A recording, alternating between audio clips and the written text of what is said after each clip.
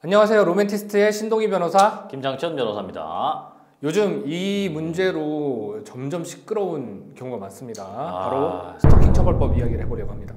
스토킹 범죄가 생각보다 많고 네. 그 사건의 심각성에 비추어 볼 때 너무 안일하게 생각하고 있는 거 아닌가 하는 생각이 들어요. 네.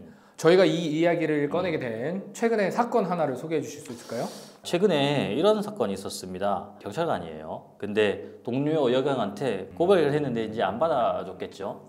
그런데 한 7개월 동안에 40회에 걸쳐가지고 계속 연락을 한 거예요. 7개월 동안 40회면 네. 7개월이 37일 한 200일인데 40회면 거의 5일에 한 번씩, 일주일에 한 번씩은 계속 대실한 거야? 그렇지. 대단한 친구예요. 이 경찰관한테 스토킹 처벌법 위반으로 벌금 400만 원, 네. 40시간의 스토킹 치료 프로그램 미수 명령을 형을 받았어요. 옛날에 이런 말이 있었잖아요. 10번 찍어서 안 넘어간 나무 없다. 네. 스토킹 처벌법이 있기 때문에 10번 찍어서도 안 된다. 네. 분명히 이 영상 초반에 말씀드립니다.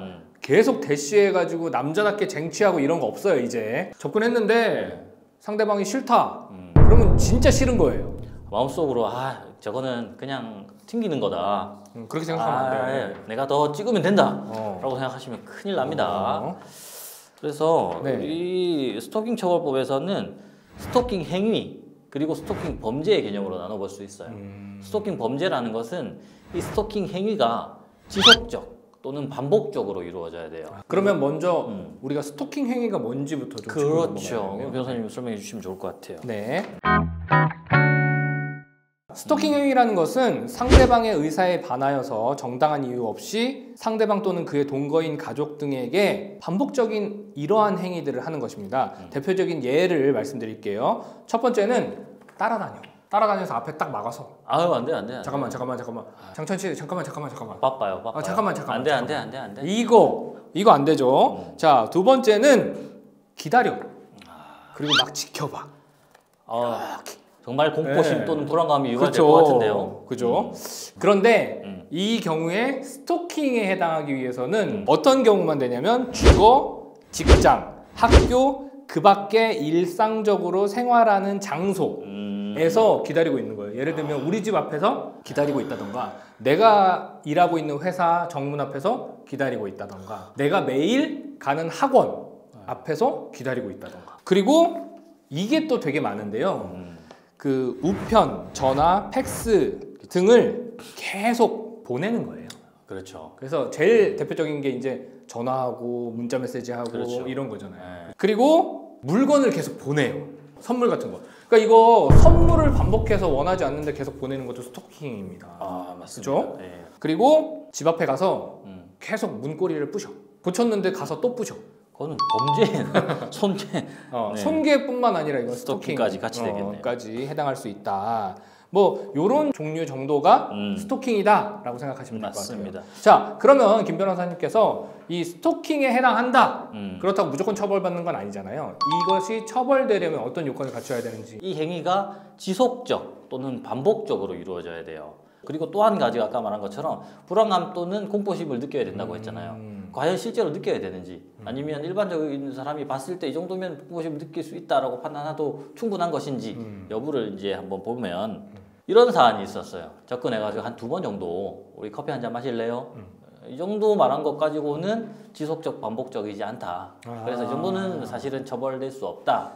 라는 사안이 있었어요. 이게 사실 지속적 반복적이 몇 번을 말하는 거예요 라고 한다면 이게 좀 애매하죠. 정확하지가 네. 않아요. 왜냐면 법에 5번 이상 하면 스토킹 처벌법에 해당한다 이렇게 하면 좋을 텐데 그렇지. 이게 5번인데 한 1년 동안 5번이야. 그렇지.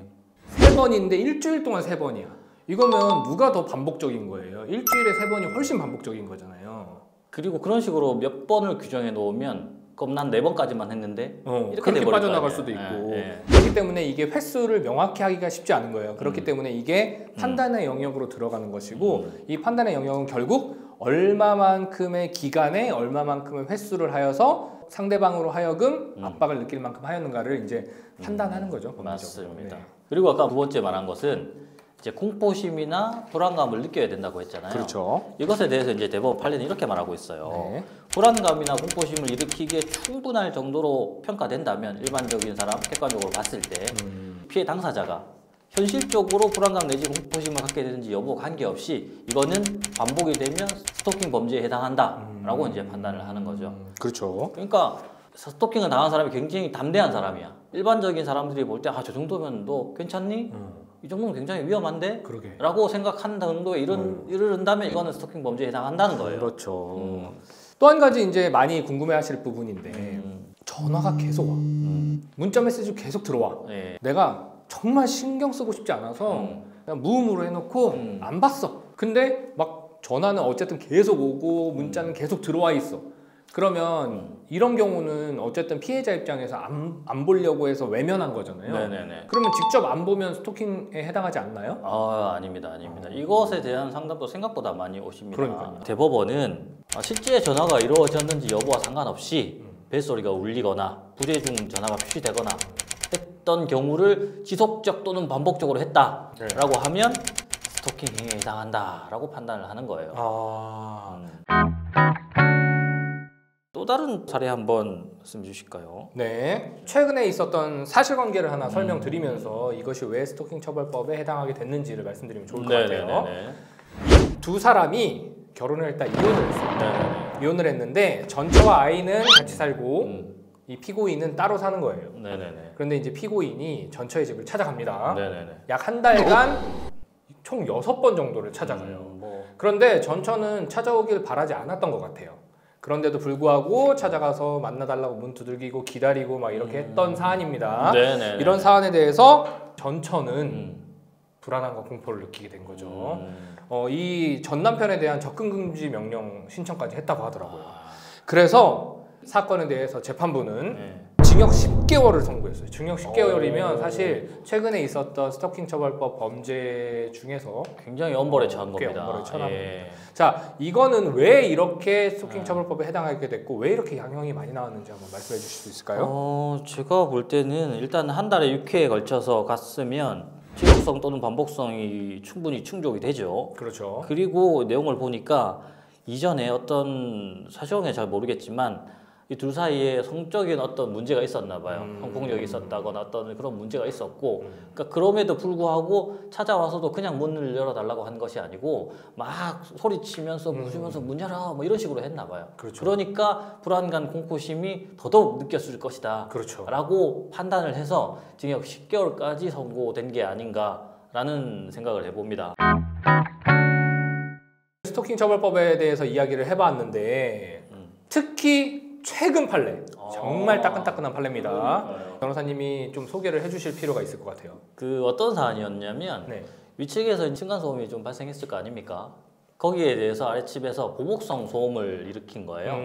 뭐 망치로 벽을 두드린다든지 뭐 소리를 내게 해서 우퍼 막 달고 그러잖아요. 그런 식으로 했던 거예요. 그 와중에 위층에서 계속 이제 못 살겠다 했을 거 아닙니까? 그러니까 위층에서 계속 이사가 수시로 나갔던 것 같아요. 그렇죠. 그래서 사람들이 바뀌었던 거지. 이것에 대해서도 스토킹 범죄에 해당한다라고 최근 대법원이 선고를 했습니다.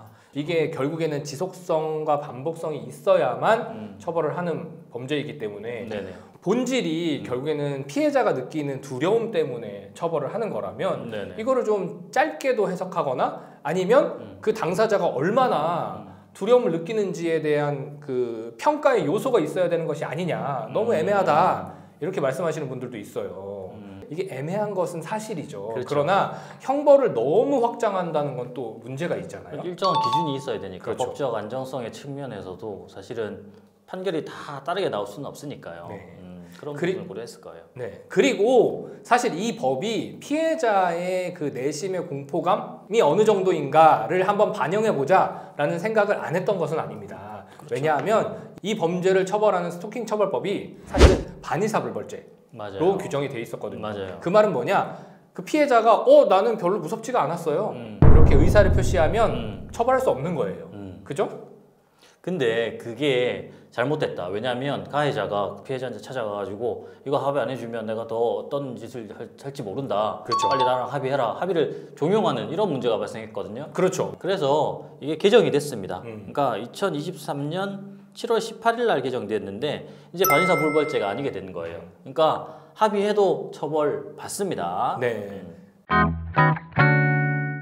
자, 오늘은 스토킹 처벌법과 관련된 이야기를 해봤습니다. 아무래도 법도 새로 생겼고 판례도 많이 형성되지 않았기 때문에 해석에 있어서 굉장히 의견이 많이 나오는 법 조항이기도 해요. 맞습니다. 이게 남녀 간뿐만이 아니고 가족 간에도 동성 간에도 스토킹 행위는 절대로 해서는 안 될 것입니다. 네, 오늘은 여기까지 말씀 나누도록 하겠습니다. 감사합니다. 감사합니다.